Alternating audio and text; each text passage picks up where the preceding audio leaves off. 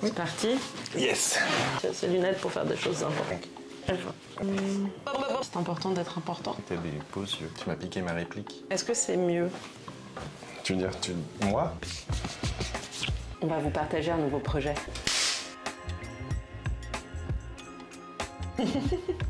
Bonjour à toutes et à tous. Bonjour à toutes et à tous. On a un projet à vous partager. Nous, c'est Alix et Julien. On est un couple franco-belge dans la trentaine. Et là, aujourd'hui, on est arrivé à un point de bascule dans nos vies et c'est ça qu'on voudrait vous présenter sur la chaîne. Oui, on a créé cette chaîne qui s'appelle Little Frenchies Very Disco. Alors, Little Frenchies, francophone, hein, et Very Disco Discovery.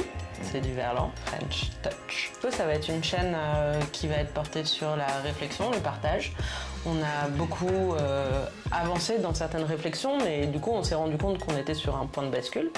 Et on a très envie de vous partager ces réflexions et de créer comme un témoin de l'évolution de ces réflexions sur nos modes de vie. Et peut-être, à terme, on pourra vous présenter des nouveaux récits. Et donc là, on va vous expliquer comment on est arrivé à ce point de bascule.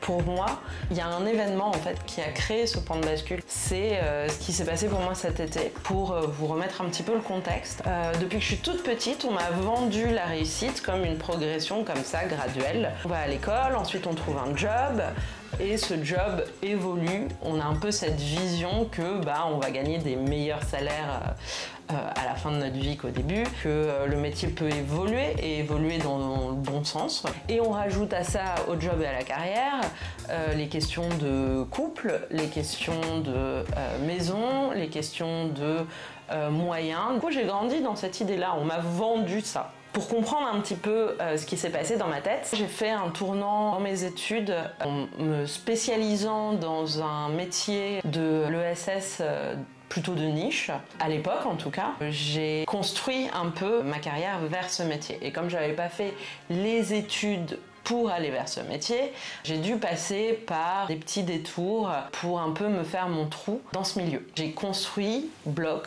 par bloc et je suis finalement arrivée au métier de mes rêves.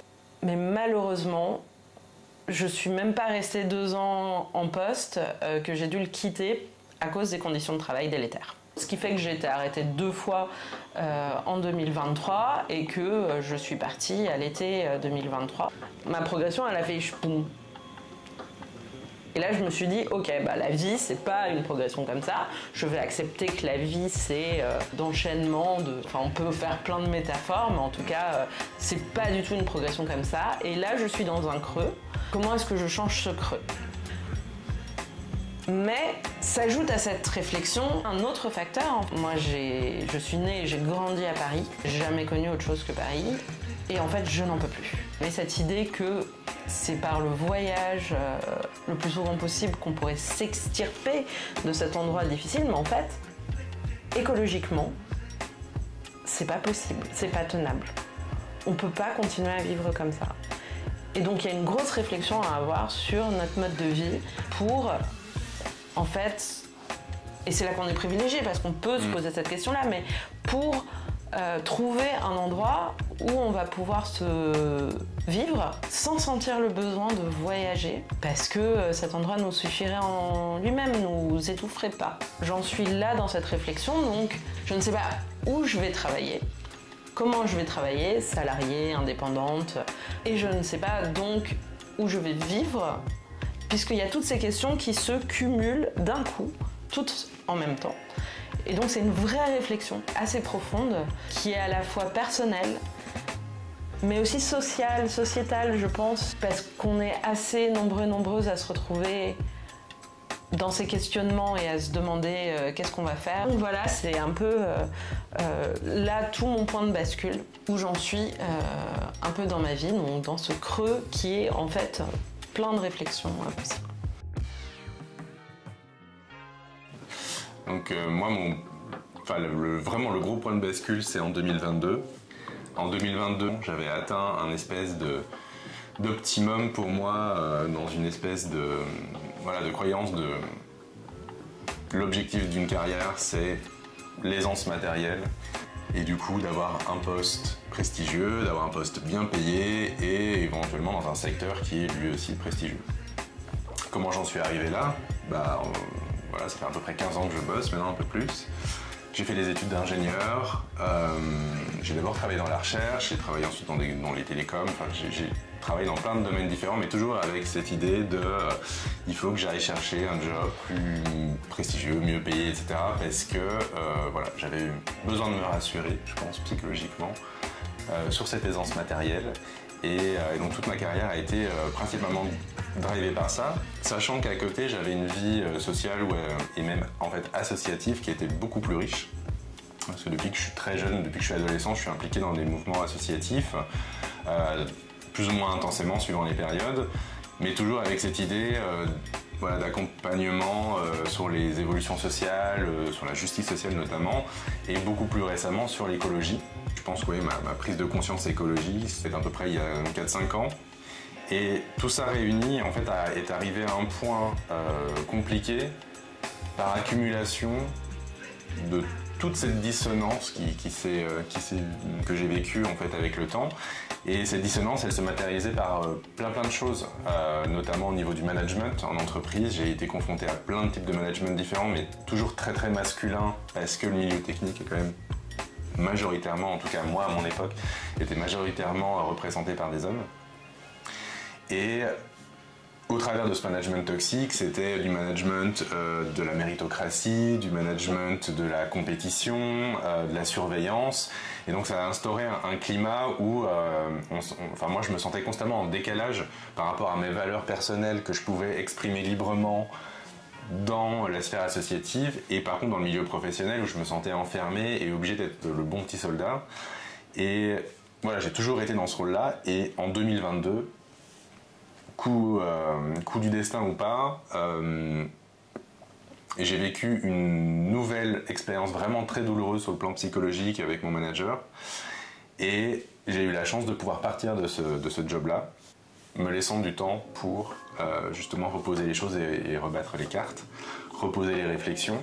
Donc après un temps finalement de pause pour arriver à me remettre psychologiquement, il y a à peu près 6 à 9 mois, j'ai lancé une entreprise, et aujourd'hui voilà, j'ai plus d'attache par rapport à un employeur, un lieu géographique, et je suis en train, voilà, petit pas par petit pas, de redéfinir en fait le monde professionnel dans lequel moi j'ai envie d'évoluer et qui correspond à mes valeurs, que ce soit de justice sociale, par rapport à l'écologie, ou même par rapport à l'inclusion ou aux réflexions de société en général. Voilà, la question de l'attache, finalement, c'est aussi ça qui nous réunit, c'est qu'en fait, on est à un point de bascule tous les deux, parce que on est dans des situations matérielles où on n'a pas d'attache, on n'est pas obligé de rester sur Paris, on n'est pas obligé de rester en France, et finalement ça nous amène à des nouvelles opportunités. Et on s'est dit, on veut partir de Paris, pourquoi pas partir maintenant? Et c'est un peu le projet qu'on avait envie de vous partager au début de cette vidéo. En fait, on a décidé de partir vivre à l'étranger. Et sans doute qu'une des premières raisons, ça a été de repenser un peu notre quotidien. Parce qu'en fait, voilà, dans le quotidien, on est dans nos habitudes, les endroits qu'on connaît, notre itinéraire de travail, pour aller au travail, voir les amis, aller au bar, au restaurant. On a nos habitudes, nos réflexes finalement, sur lesquels on n'émet plus de réflexion, sur lesquels on met plus d'intention réelle, on le fait presque par automatisme. Donc il y a vraiment cette notion du quotidien. Et pour se réapproprier son quotidien, reprendre conscience peut-être de ce qu'on fait, des actions qu'on fait, pourquoi on les fait, etc. Ça passe par plein de choses, ça passe par la cuisine, ça passe par les sorties culturelles, ça passe par les rencontres sociales, ça passe par énormément de choses, les activités éventuellement associatives, militantes, etc. Et donc le premier point, c'est on partir à l'étranger pour se faire un nouveau quotidien, et rebattre les cartes de notre quotidien par ce biais-là. L'idée aussi, c'était pas seulement de sortir de notre quotidien et de repenser donc ce quotidien, c'était aussi sortir de notre zone de confort. On s'est dit que pour réfléchir à cette zone de confort, il fallait en sortir pour en voir mieux les contours. Et quoi de mieux que d'être au contact d'une culture assez différente, sortir de notre zone de confort, Dans ce cas-là, ça veut dire réapprendre de nouvelles règles sociales, être attentif et attentive à justement quelles sont ces nouvelles règles, comment interagir avec les autres, comment se faire comprendre des autres quand on ne parle pas la même langue aussi, tout en étant dans le respect, la politesse, l'écoute, bienveillance. C'était très important pour nous. Sortir de notre zone de confort, c'est aussi aller vers les autres. Parce que forcément, quand on est dans notre ville, dans notre quotidien, on a l'habitude, on voit nos amis, on voit nos collègues, on voit les gens, on se pose même plus la question en fait. Quand on va vivre à l'étranger ou même dans une autre ville, on doit un peu se recréer un cercle, ou même si on n'a pas l'envie ou le temps de recréer un cercle, on se retrouve beaucoup plus dans l'idée en tout cas d'aller vers les autres. Se créer des nouveaux repères aussi, ouais. C'est ça, c'est se créer des nouveaux repères, se créer peut-être des nouvelles relations, apprendre des autres et rencontrer des gens qui sont fondamentalement différents de nous par la culture, mais aussi par les opinions, par potentiellement les valeurs aussi, et que ce soit pas quelque chose de problématique, qu'on puisse en discuter. Enfin, c'était un petit peu l'idée qu'on en avait. Un point important aussi, c'est la prise de recul, le fait dans une nouvelle culture. Ça veut dire qu'on s'éloigne de la nôtre, comme disait Alix, on s'éloigne de nos habitudes, de nos réflexes, etc. Et du coup, ça permet de prendre du recul, de repenser aussi ce qu'on a fait par le passé pour arriver à le remettre en question, etc. Tout à fait. Donc voilà, on a décidé de partir ainsi à l'étranger. Donc à l'étranger, c'était forcément dans une culture assez différente. On avait une envie particulière, c'était qu'il fasse chaud. Et du coup, on a choisi la Thaïlande, assez naturellement. Oui, la Thaïlande, on reviendra dans une prochaine vidéo de pourquoi la Thaïlande. Qu'est-ce qui nous a inspiré ce pays et pourquoi celui-là plutôt qu'un autre? Et l'idée en fait, ensuite on veut voyager dans toute l'Asie du Sud-Est grâce aux moyens de transport du train, du bus aussi, mais aussi du bateau. Ouais. En gros, essayer de prendre le maximum de transports alternatifs à l'avion pour justement avoir l'empreinte carbone la plus faible possible. Sachant que là aujourd'hui, c'est la première fois qu'on fait ça, donc clairement, ce sera pas parfait, quoi. Donc on se donne, voilà, c'est quelques mois et on vous emmène avec nous. En tout cas, pour l'instant, ça commence comme quelques mois pour vous faire découvrir ce qu'on va découvrir, pour vous partager nos réflexions, pour aller vers les autres aussi avec nous et de découvrir aussi plein de beaux voyages et plein de belles choses. Ça, c'est le côté cocooning, ça fait du bien. Et sur le côté cocooning, ça me fait penser, l'idée aussi c'est de prendre le temps, de faire les choses plus lentement pour déjà mieux les apprécier, mais aussi pour laisser le temps à la réflexion d'émerger. Plutôt que de consommer en fait du voyage, là l'idée c'est plutôt de se poser et de prendre le temps d'apprécier les choses et de vraiment les ressentir. Comment on se sent? Est-ce qu'on se sent bien dans ce quartier, dans ce mode de vie? Enfin voilà, beaucoup de choses. On espère que c'est un contenu qui va vous plaire. Ouais. Et si vous avez regardé cette vidéo jusqu'ici, on vous en remercie énormément. Oui, merci parce que voilà, c'est parmi les premières vidéos et sans doute que c'est encore un peu balbutiant. Du coup, on vous remercie pour votre témérité. N'hésitez pas à vous abonner à cette chaîne pour suivre nos vidéos. On va essayer de poster de façon la plus régulière possible. Ouais, pour être notifié, c'est de mettre activer la cloche. Ça, c'est super important. N'hésitez pas aussi à partager vos réflexions, mais aussi si vous avez des questions ou des réflexions que vous aimeriez bien que nous on aborde, n'hésitez pas à les partager aussi. On essaiera sûrement d'en sélectionner quelques-unes pour les intégrer aux prochaines vidéos. Si tout ça, ça vous intéresse, n'hésitez pas à vous abonner. On vous dit à bientôt. On retire notre chapeau. Comment ça va? Alors, madame, paraît que vous partez en Thaïlande bientôt. Ah non, mais on a dit qu'on ne disait pas tout de suite. Ah oui? Bon, voilà, c'était la petite interview du matin, et puis en même temps le test des micros qu'on vient de recevoir.